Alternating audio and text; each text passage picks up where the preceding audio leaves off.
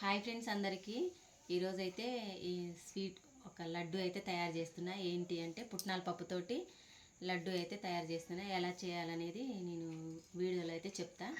చూడండి friends, video ఎక్కడ skip చేయకుండా చూడండి. లైక్ చేయండి, షేర్ చేయండి, కామెంట్ చేయండి. వీడియో చూస్తుంది కొత్త వాళ్ళైతే ఛానల్ని సబ్స్క్రైబ్ చేయండి. ఇంకా వేడిశనగపప్పు బెల్లం కలిపి కూడా తింటారు, కానీ వీటితోటి నేను లడ్డు అయితే చేస్తున్నా. తయారు చేసే విధానం అయితే చూపిస్తా. ఇంకా ఒక కప్పు వేడిశనగపప్పుకి అంటే పావు కేజీ పప్పు ఉంటే 3/4 కేజీ బెల్లం అయితే తీసుకోవాలి. బెల్లం వేసి కొంచెం వాటర్, ఎక్కువైతే వాటర్ వేయొద్దు, ఒక 2 స్పూన్లు వాటర్ వేసుకోవాలి. ఒక 2 స్పూన్లు వాటర్ అయితే యాడ్ చేసుకున్నాం కదా, ఇంకా ఈ వాటర్లో ఈ బెల్లం కరిగేదాకా ఇలా కలుపుకోవాలి.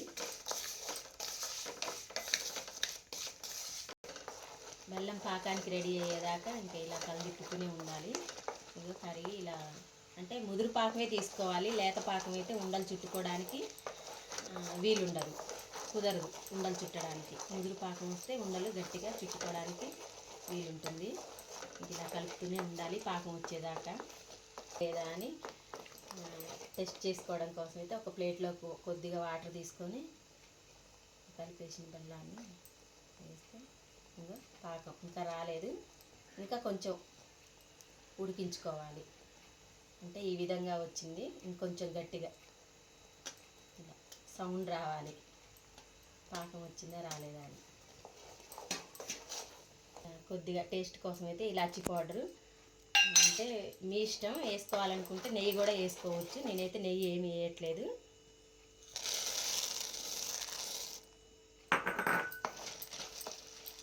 ఇలా కలిపేసుకోవాలి.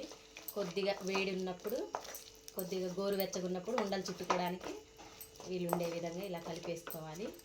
అంటే వేడి ఉంటే ఉండలు చుట్టలేం కదా, ఒక 2 నిమిషాలు చల్లార్చుకున్న తర్వాత ఉండలు చుట్టుకోవాలి.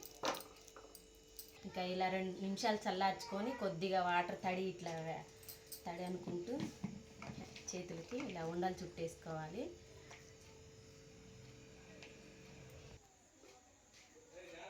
ఇంకా నా స్టైల్లో పుట్నాల పప్పు లడ్డు అయితే ఇలా రెడీ చేశాను ఫ్రెండ్స్. చూడండి, ఇలా ఉండలుగా చుట్టుకుంటే ఎంతో టేస్టీగా ఉండే పుట్నాల పప్పు లడ్డు అయితే తయారు చేసుకోవచ్చు ఈజీగా. ఇంకా చిన్నపిల్లలు కూడా చాలా ఇష్టంగా తింటారు. ఓకేనా? వీడియో చూసి వెళ్తూ లైక్ అండ్ సబ్స్క్రైబ్ సపోర్ట్ చేయండి. ఎలా చేశాననేది కామెంట్ కూడా చేయండి. నచ్చితే మీరు కూడా ఒకసారి ట్రై చేయండి. బాయ్.